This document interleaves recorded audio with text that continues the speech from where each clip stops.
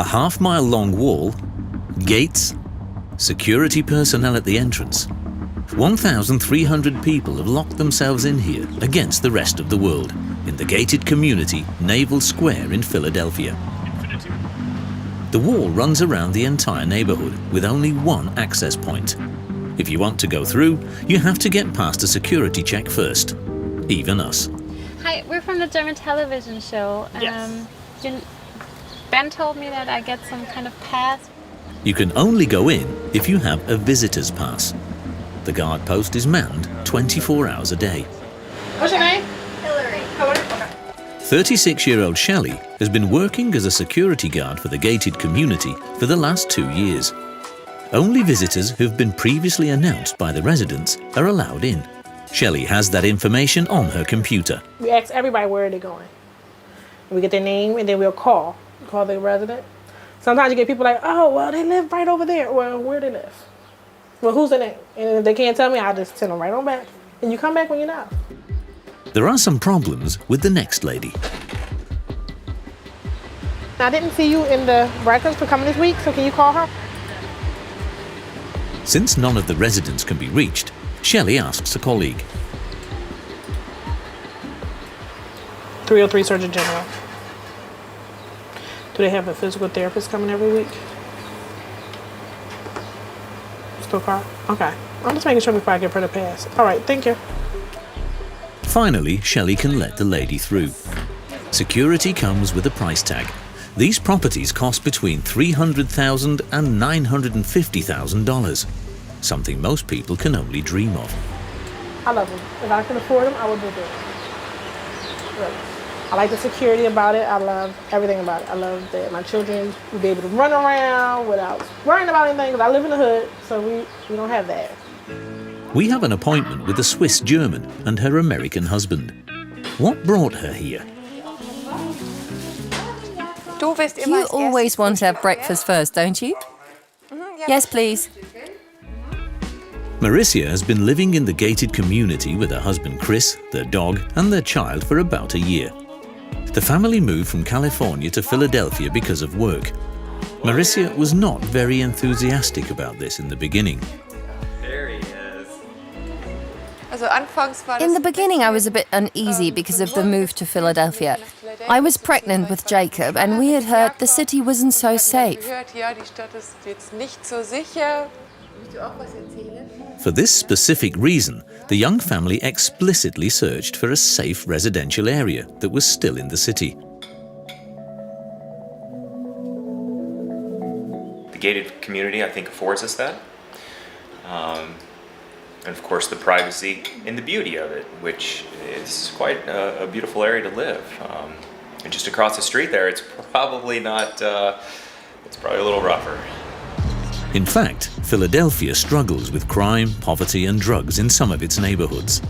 There were 317 murders in 2017, the third highest rate in America, only behind Chicago and Baltimore. The gated community is in a quiet neighborhood of Philadelphia, yet it's still completely isolated. The former Navy site extends over an area of around 850,000 square feet, divided into 619 properties with approximately 1,300 people living here. Behind the wall, everything is more reminiscent of a suburb than downtown Philadelphia. For Marissa, life behind the safe walls takes some getting used to.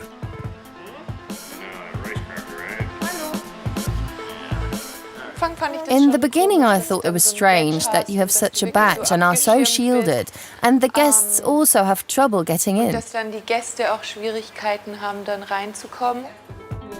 Knowing that his son Jacob and his wife are safe at home is extremely important for this young family man.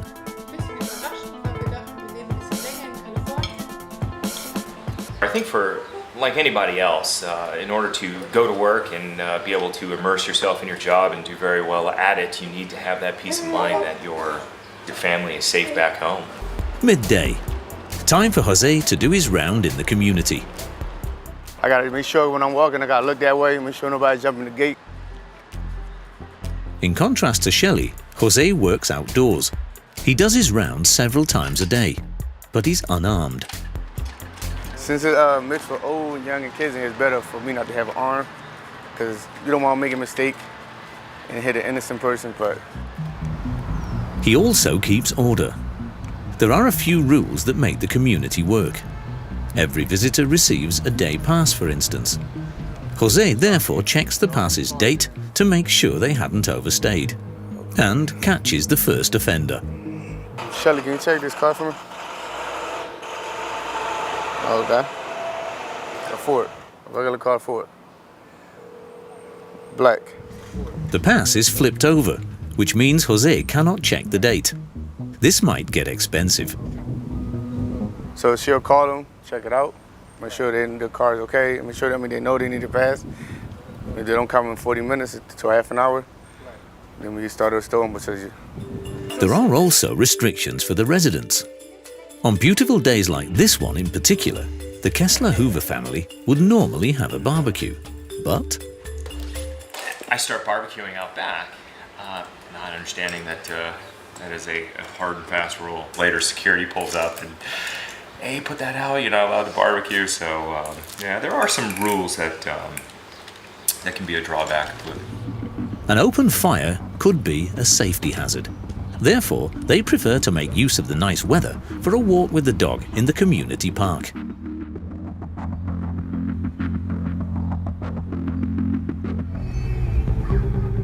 And what do people on the other side of the gates think of this enclosed community?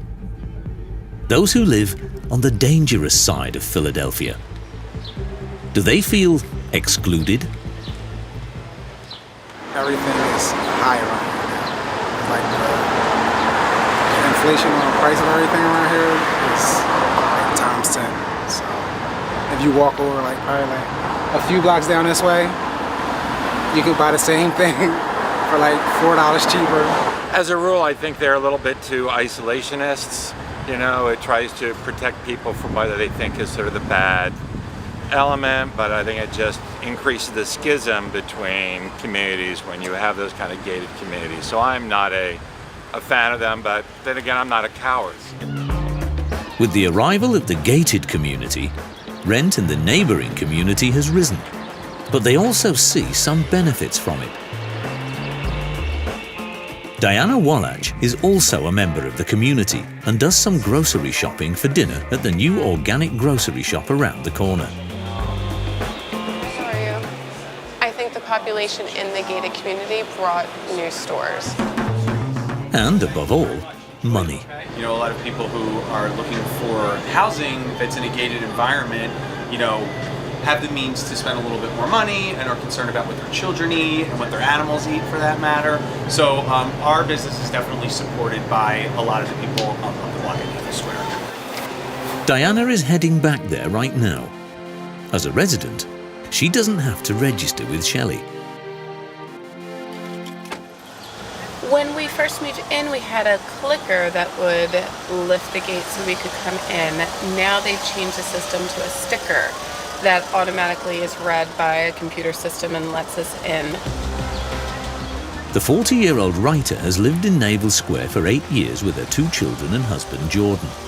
He just got back from work.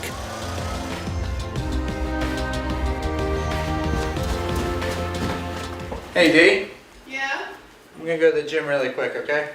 Alright, I'm just making dinner. I'll pick up Lincoln. Alright, sounds good. Okay. Jordan has a full-time job as a marketing manager. He doesn't have much spare time, so it's very convenient to him that the gym is not far away at all. Oh, it's right here, and there we are. You can only get in using an app. With Naval Square, you have an app, and it lets you in everywhere. It lets you in the gym, the pool, when you walk in and out of the gate, and I don't have to worry about holding a key or anything like that, just my phone. Each resident has their own ID, and Jordan is particularly blown away by the amenities in the gated community. So I belonged to a gym before, and I didn't go that often. Sometimes it was too cold or it was raining, and I don't have that excuse now. So now I'm here 2 or 3 times a week. Gym membership is included in the price tag of the house. Having no need to leave the compound seems like a point of honor. The kids also play soccer behind the gates. For Coach Katie, this isn't weird, just more practical. I love it because I know the kids are going to stay in one spot. They're not going to go off the field at all.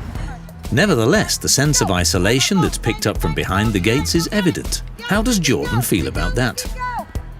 I'm sure that the initial sentiment was negative, like why are there these people coming in, all these, mostly affluent, upper middle class families, they're moving in this community, but in the end, ships rise with the tide, and hopefully there's been some of that, but I'm sure there's people that hate that we're here. But it's worth it for the sake of a safe life inside the gated community. Chris and Maricia have also got used to life within this small town in the big city. The feeling of entrapment is gone. I love wandering around town, visiting several cafes, go shopping, and then I come home where it's quiet. You can go out if you want to, but you hardly have to. You can feel safe at home, something more and more people yearn for, but at a price. Isolation and exclusion from the neighboring communities.